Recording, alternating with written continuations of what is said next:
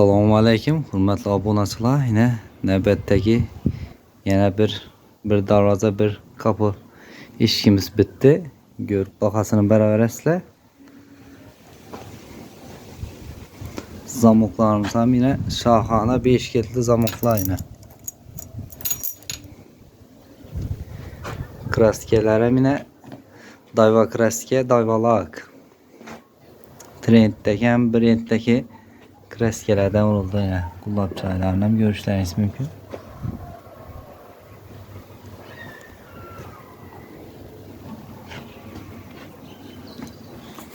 Ne kullaplarım 3 kullaptan vuruldu. Bu darvazamızın razmerine geladigan bo'lsak, eni 260, boyu 280. Xudo xolasa buni qazarsa ustanovka qilamiz.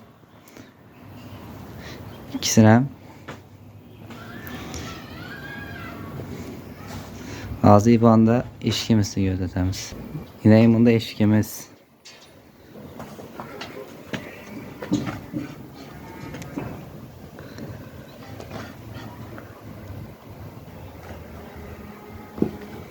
Zazollarına yine görüşleriniz mümkün.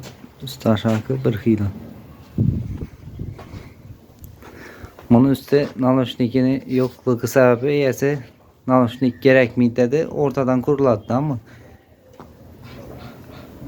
ortadan kurt berdedi elde reşip keken de şu an yüzünden kurt bomiddi ama bunu.